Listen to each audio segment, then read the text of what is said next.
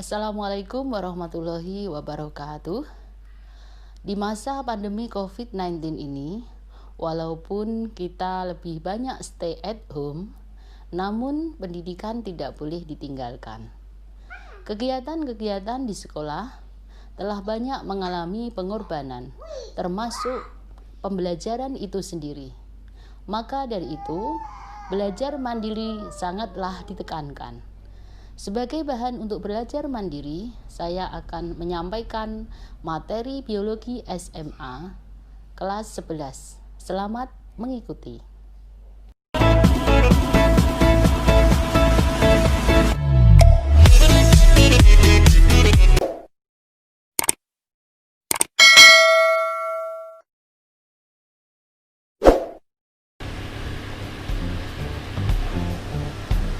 Untuk pembelajaran online di masa pandemi ini, saya akan menyampaikan materi pembelajaran biologi SMA kelas 11 semester 1, yaitu tentang struktur dan fungsi sel. Agar lebih jelas, dapat melihat pada papan tampilan di layar. Dengan menyimak akan lebih dapat memahami.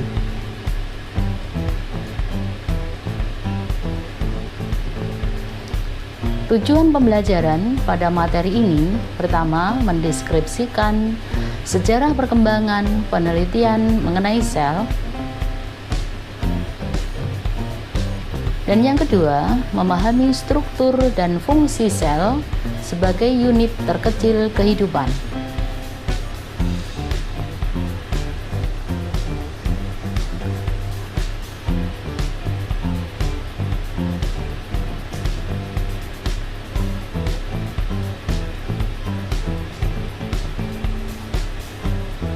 Para ilmuwan, khususnya di bidang biologi, telah melakukan penelitian tentang sel. Yang pertama yaitu Robert Hooke tahun 1665 mengamati sayatan gabus dari batang Quercus super, menemukan ruang kosong yang dibatasi dinding sel, dinding tebal yang disebut dengan selulae atau sel. Dan Robert Hooke ini memicu ilmuwan lain untuk mempelajari tentang sel. Ilmuwan berikutnya yang melakukan penelitian pada sel yaitu Antony van Leeuwenhoek. Antony merancang sebuah mikroskop kecil yang berlensa tunggal. Mikroskop itu digunakan untuk mengamati oleh Antony pada air rendaman jerami. Dan Antony dalam pengamatan tersebut menemukan organisme yang bergerak-gerak di dalam air. Ilmuwan berikutnya yaitu Jacob Schleiden dan Theodor Schwann. Dia melakukan penelitian pada sel hewan dan menyimpulkannya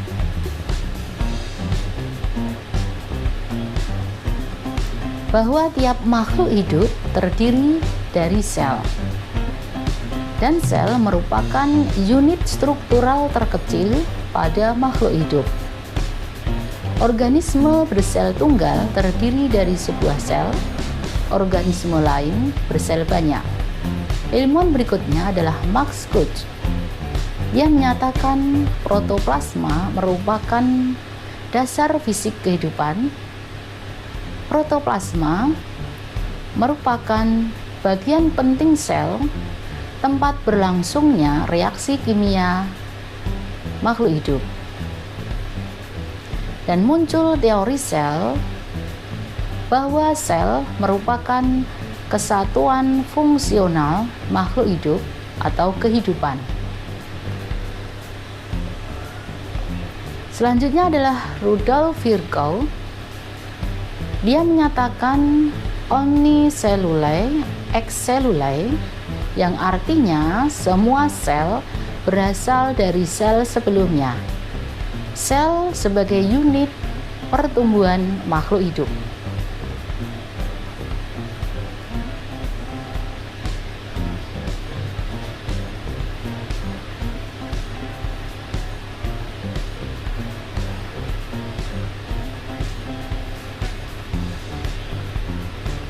dapat diperhatikan pada tampilan struktur sel. Dengan mengamati struktur sel, kita sudah dapat mengetahui bahwa itu adalah sel hewan.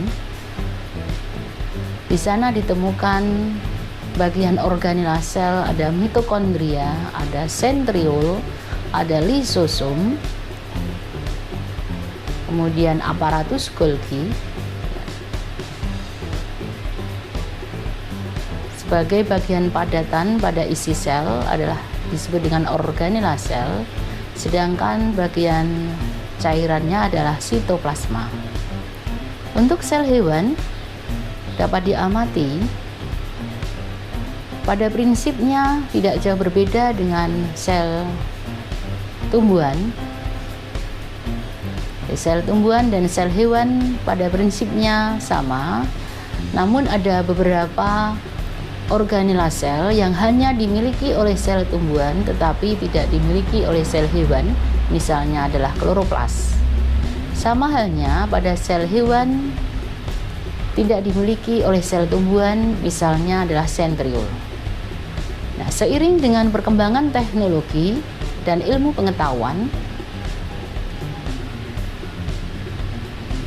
Robert Brown menemukan nukleus sebagai benda kecil yang terapung pada cairan sel.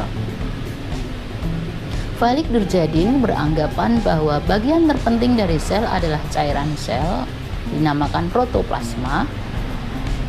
Johannes Purkin, orang pertama yang mengajukan istilah protoplasma untuk menamai bahan embrional sel telur. Selanjutnya ditemukannya mikroskop. Yang pertama tadi mikroskop yang masih sangat sederhana, kemudian ditemukan mikroskop cahaya untuk pengamatan dengan bantuan cahaya, dan mikroskop elektron. Terdapat dua macam, yaitu SEM, Scanning Electron Microscope, untuk mengamati secara detail permukaan sel, dan TEM, Transmission Electron Microscope, berfungsi untuk mengamati struktur internal sel secara jelas. Dapat diperhatikan pada gambar, mulai penemuan mikroskop pertama kali masih sangat sederhana dengan satu lensa atau lensa tunggal. Kemudian mikroskop cahaya, ini hanya dengan cahaya bisa dapat digunakan untuk pengamatan, dan mikroskop yang jauh lebih canggih yaitu mikroskop elektron.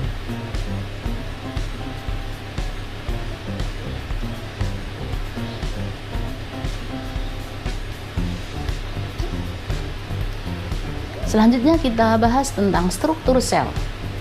Yang pertama, bagian membran plasma atau membran sel dikenal dengan model mozaik cair, terdiri dari lipid dan protein yang disebut dengan fosfolipid. Nah, fosfolipid ini karena rangkap maka disebut dengan bilayer. Nah, fosfolipid bagian kepala tersusun atas fosfat, dan fosfolipid bagian ekor tersusun atas lemak. Selanjutnya, sitoplasma. Sitoplasma merupakan materi pengisi inti dan selaput plasma. Sitoplasma dalam inti dinamakan nukleoplasma. Sitoplasma memiliki komponen utama yang disebut dengan sitosol, dan sitoplasma mengandung substansi yang bervariasi. Dan sitoplasma ini merupakan tempat terdapatnya atau ditemukannya organela sel. Selanjutnya adalah inti sel atau nukleus. Inti sel terletak di tengah sel, berbentuk bulat atau oval.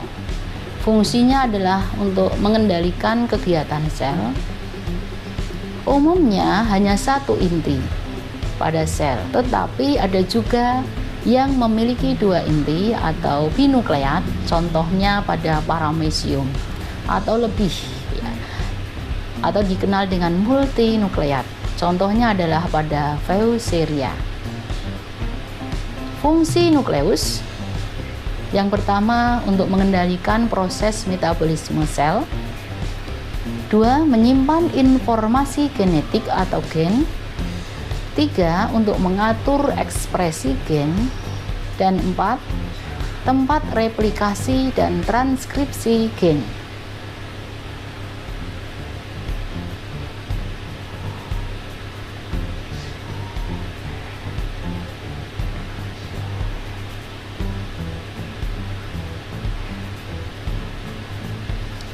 Berikutnya adalah retikulum endoplasma atau dikenal dengan RE. RE terdiri dari dua macam, yaitu RE kasar dan RE halus. Untuk RE kasar bentuknya diselubungi oleh ribosom sehingga tampak berbintil-bintil. Sedangkan RE halus tidak ditempeli oleh ribosom sehingga permukaannya tampak halus. Adapun gambarannya seperti apa dapat dilihat di tampilan. Retikulum endoplasma ini tersusun oleh membran yang seperti jala, berasal dari kata retikular yang artinya anyaman. Letaknya memusat pada bagian dalam sitoplasma, merupakan saluran penghubung antara nukleus dan bagian luar sel.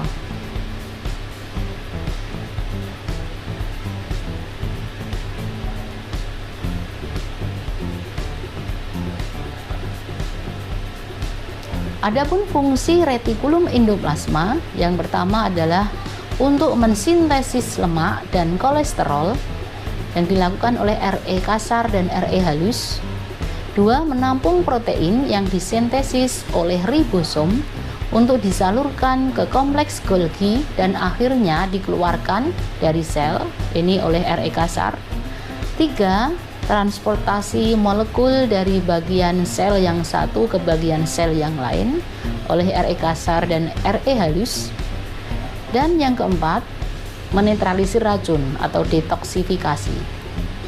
Berikutnya adalah mitokondria, sering disebut juga dengan the powerhouse of cell. Bentuknya bulat, panjang seperti tongkat, dibatasi dua lapisan membran yang kuat, fleksibel, dan stabil.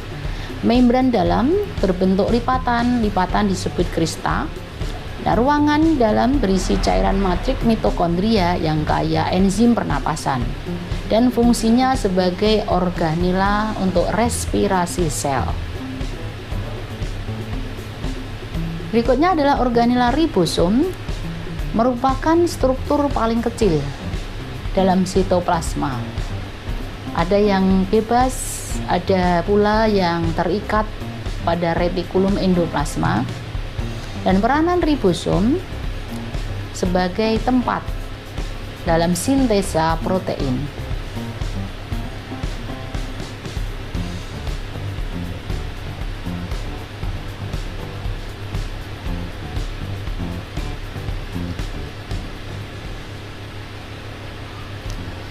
Selanjutnya adalah kompleks Golgi atau aparatus Golgi atau badan Golgi.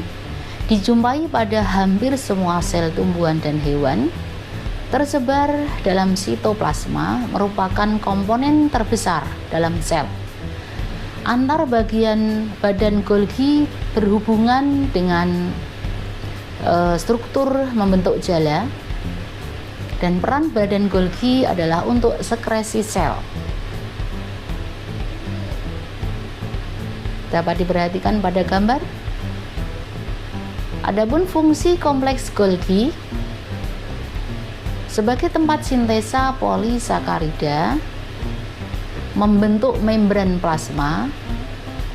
3. Membentuk kantong sekresi untuk membungkus zat yang akan dikeluarkan sel seperti protein, glikoprotein, karbohidrat, dan lemak. Dan yang keempat, membentuk akrosom pada sel sperma.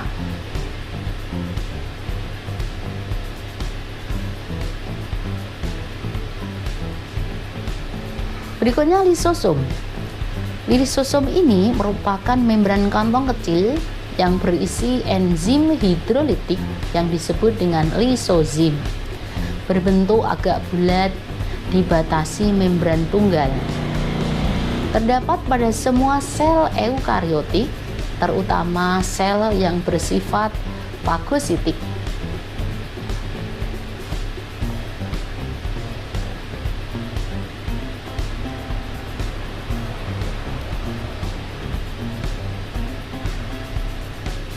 Adapun fungsi lisosom yang pertama untuk melakukan pencernaan intrasel, 2 autofagi yaitu menghancurkan struktur yang tidak dikehendaki di dalam sel, kemudian eksositosis sebagai pembebasan enzim keluar sel, autolisis yaitu penghancuran diri sel dengan membebaskan lisosom ke dalam sel dan menghancurkan senyawa karsinogenik.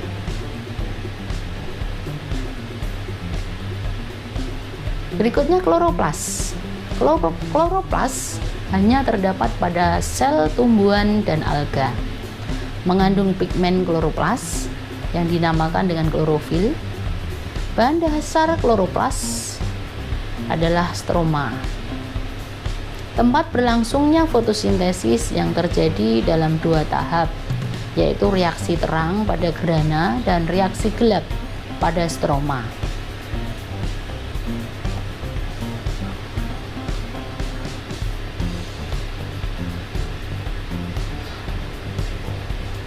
Sentriol, sel hewan dan beberapa mikroorganisme serta tumbuhan tingkat rendah ditemukan sentriol. Terletak dekat permukaan luar nukleus. Sentriol ini terdiri dari sebaris silindris 9 mikrotubula dan berperan dalam pembelahan sel.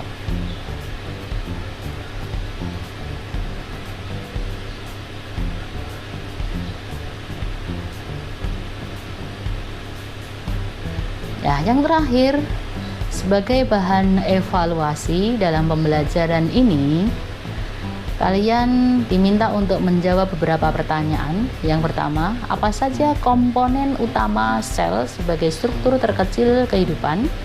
2. Apa yang Anda ketahui tentang fosfolipid bilayer? 3. Apakah fungsi retikulum endoplasma? Dan 4. Apakah sel hewan dan sel tumbuhan berbeda komponennya? Jelaskan. Nah, demikian penyampaian materi untuk kali ini.